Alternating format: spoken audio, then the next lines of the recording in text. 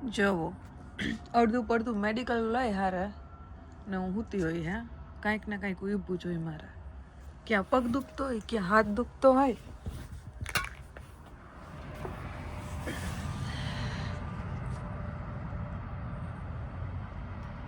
કેટલો સરસ તડકો છે ઠંડી હારેનો ઠંડી એ છે અને તડકો એ છે પણ મજા આવે આઈ મીન મજા આવે ને એવું વેધર છે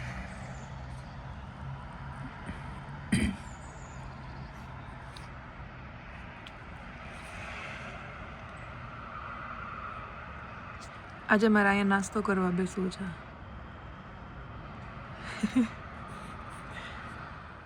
હું હમણાં સવારે ઉઠી ને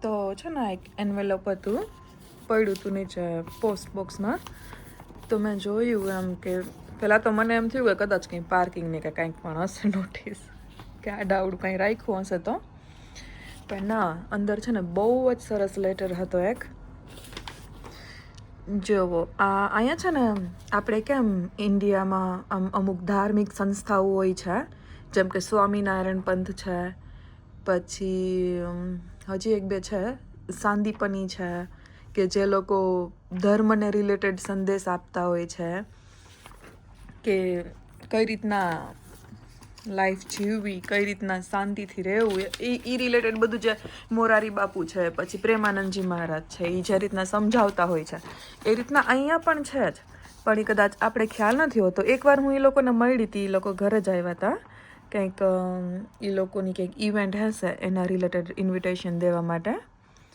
તો ત્યારે હું એ લોકોને મળી હતી એ પછી હજી એ લોકો પાછું આ પોસ્ટ મૂકી ગયા છે એમાં બહુ સરસ લખ્યું છે કે આપણે બધાને છે શાંતિથી રહેવું છે એમ અને બધાને એ જ વસ્તુ ગમે છે તો પછી વોર શું કામ એમ કે આજુબાજુ દુનિયામાં આજુબાજુની પ્લેસમાં બધા દેશોમાં આટલા બધા બાંધણા અને આટલા બધા ઇન્સિડન્ટ એટલા બધા ઇશ્યુઝ શું કામ થાય છે તો એને રિલેટેડ આમાં બધું લખ્યું છે પછી લોકો કંઈક બાઇબલમાં કોઈ સંદેશ આપેલા છે ભગવાને એ બધું એ લખેલું છે કદાચ મીન્સ કે એ લોકોના ભગવાને એની લેંગ્વેજમાં આપેલા છે પણ બધાનો અર્થ સેમ જ છે શાંતિથી રહ્યો અને શાંતિથી રહેવા દ્યો ખરેખર રિયલમાં મેં જોયું છે બધા ભગવાનનું એ લોકોનું બાઇબલ હોય આપણી ગીતાજી હોય કે પછી કોઈ બીજી વસ્તુ હોય બધામાં મોસ્ટલી એ લોકોનો અર્થ તો એવો જ કંઈક છે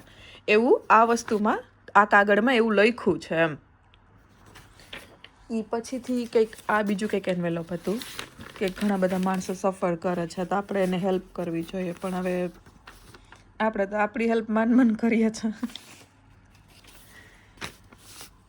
બહુ સરસ સંદેશ આપે છે આ લોકો પણ જો આપણી પાસે ટાઈમ હોય તો આપણે એ લોકોને જોઈન કરી શકીએ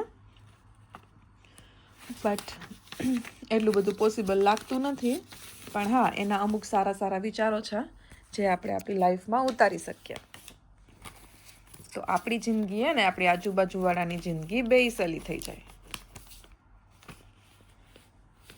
તો થેન્ક યુ આ જેને કોને પણ મોકલ્યું હોય એને અને ખરેખર તમારા વિચાર બહુ સરસ છે રજા હોય ને એટલે એટલી નિરાત હોય નાસ્તાની ને બધી બાકી તો સવારે ને ઓલું જેટ પ્લેનની જેમ જતા હોય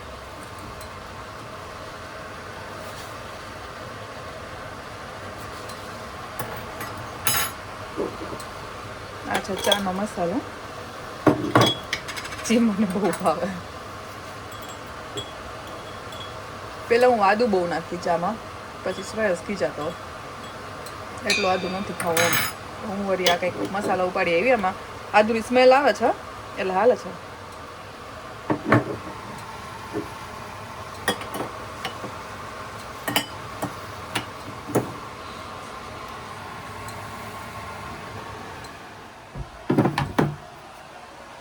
ઇન્ડિયાથી આવીને આખું કિચન ક્લીન કર્યું હતું મેં તો હવે નિરાત થોડાક ટાઈમ માટે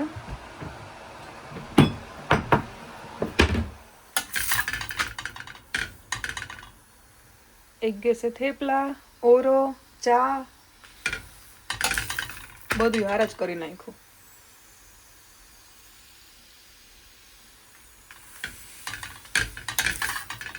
પછી જેમ મોડું થાય ને એમ ઠંડી બહાર વધતી જાય અને આપણે આમ દરવાજા ખુલ્લા ન રાખી શકીએ બારીને બારણા, તો પછી આપણે થેપલા કરીએ કે ઓરો શેકીએ તો એની જે સ્મેલ છે ને એ ઘરમાં ને ઘરમાં રહી જાય.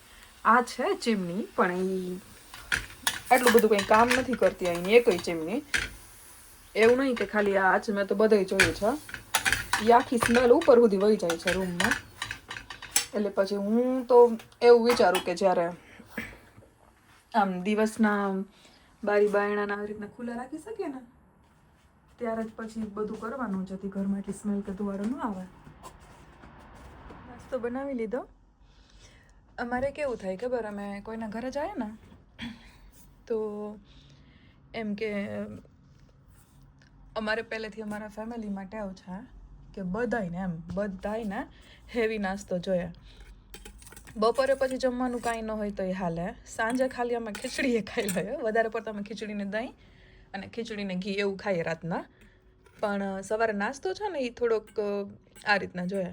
તો ક્યાંય કોઈના ઘરે જાય ને તો બિસ્કિટ છે, પાઉં છે, ગાંઠિયા છે એવું ન હાલે. પણ પછી આમ હલાવી લઈએ ત્યાં, એમ કે આપણે ત્યાં કંઈ એમ ડિમાન્ડ ન કરીએ, પણ વધારે પડતું આવું જોતું હોય છે. અમે ક્યાંય ફરવા જતા ને તોય મારા મમ્મી આવું બધું ભેગું લઈ લે ને અમે સવારે ત્યાં ચા ગોતતા હોય. હું ગઈ હતી ટેસ્કો, બધું થોડું ઘણું લેવાનું હતું, એ બધું લેવા. બાજરાનો લોટ છે ને કડવો તો નહીં, પણ મેથીનો લોટ હોય ને એવો કડવો થઈ ગયો. નોર્મલ કડવો નહીં, હાઈ લેવલનો કડવો. ઇન્ડિયાથી આવી ને પછીથી આ ગળામાં આમ થાય કે કંઈક છે ને આમ કંઈક ઠોકાય છે. ઘણી કરવાની ટેવ પડી ગઈ છે.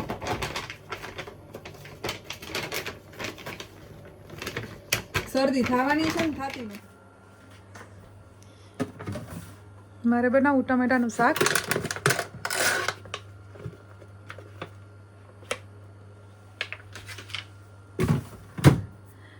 ને ઈડલી શ્રેયસ માટે, કારણ કે કાલે હું જોબે જઈશ તો એને કંઈક પણ જમવા માટે બનાવી નાખું. તો ઈડલી કરી નાખી, એને વઘારી નાખીશ અને ફોદીનાવાળી ચટણી બનાવી નાખીશ, જે એનું ફેવરિટ છે. કાલે છે ને જોબ છે અને શ્રેયસ વહેલો આવશે જોબેથી.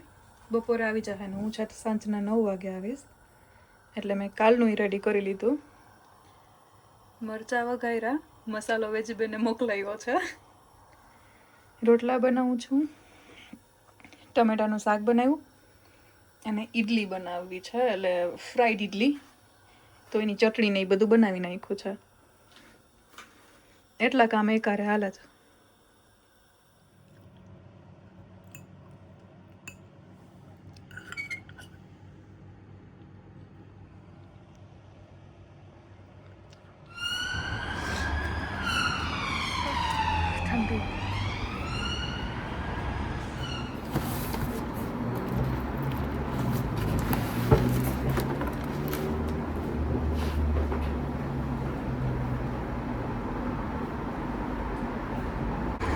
આજે છે ને મારા ભાઈની શોપનું ઓપનિંગ છે અહીંયા, તો બધું જમવાનું ને આખું લેવા એવા છે.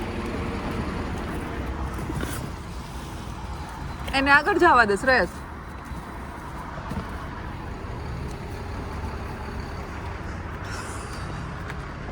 ગજબ ઠંડી લાગે છે. Nuestra petila negra में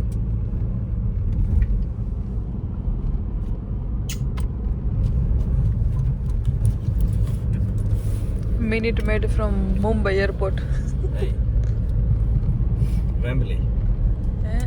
Welcome to Wembley. Welcome to Wembley. Cycle લેવી જોઈએ, આડે તડે ભાગીએ ને. ટ્રેનમાં સેમ ટાઈમ હતા. ટ્રેનમાં મેં ચેક કર્યું હતું.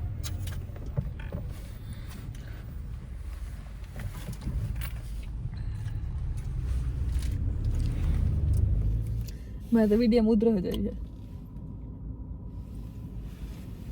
चलेगा ચાલશે. કોકોનટ વાળું બોડી લોશન લગાડ્યું ને તો કોકોનટ ની સ્મેલ સ્મેલ આવે ને મને બહુ ગમે મને ઓછી ગમે કોકોનટ. મને બહુ ગમે ઓલું પિંક છે ને તારી પાસે મને ઈ ગમે એની સ્મેલ હશે. ઈ મસ્ત લાગે છે એ તારી સ્કિન વ્હાઈટ દેખાય, મારી સ્કિન કઈ રેડ દેખાય वो तो तुम કે તું પરમ સુંદરી है.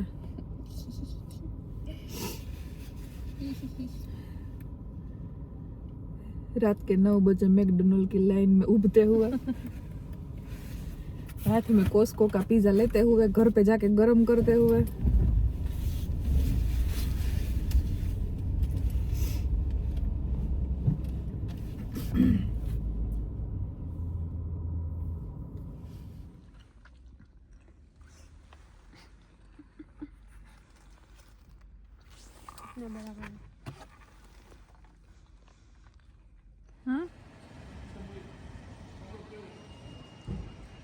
क्रिसमस लाइटिंग लगी गई.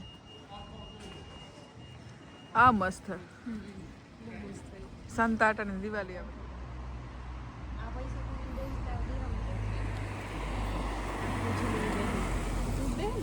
Two, one. Hello. Hello Hello guys. How are you guys? You guys are fine? ज्यादा बात find everyone have a find. Fine, say No, I don't have. You will also get soon. Never. work in progress. हमारी इधर नीचे वाली डोही को disturb होता है तो ज्यादा बातें नहीं कर सकते, डोही तोड़ती है फिर. ડોહીની ચિંતા ના કરો, ડોહીને હું જોઈ લઈશ. Thank you. તો આ શોર્ટ આપણો શોર્ટ વ્લોગ છે. આજનો આ શોર્ટ વ્લોગની અટાણે આપણે આ સમાપ્તિ આપી દઈએ. કાલે અમારે સવારે મળ્યા નવા વ્લોગ સાથે. જય શ્રી રામ, સીતારામ, જય શ્રી કૃષ્ણ, સબા ખેર, શુભ રાત્रि. हाय गाइस, आज यहाँ पे हमारे घर पे मेहमान आ गए हैं. तो गाइस आप लोग यहाँ पे क्या करने आए हो? हम लोग इधर चाय में दूध डालकर चाय दूध पीने आए हैं. ठीक है, तो हम अपनी चाय एंजॉय करते हैं, आप अपनी बना के पी लीजिए.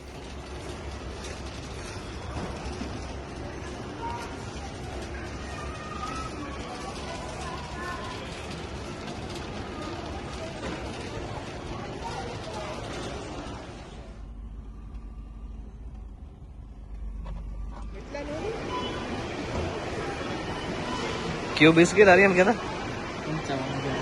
ક્યુ કીવાનું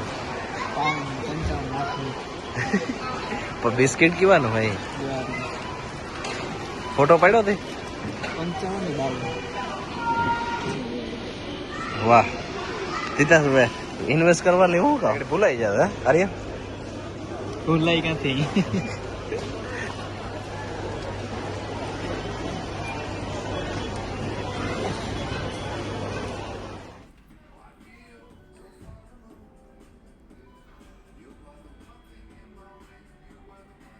જો મેકડોનલ્ડ ને ક્યાંથી સોસ લેવી આપણી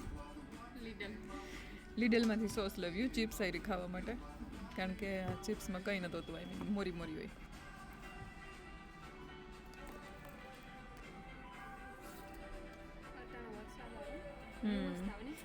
હા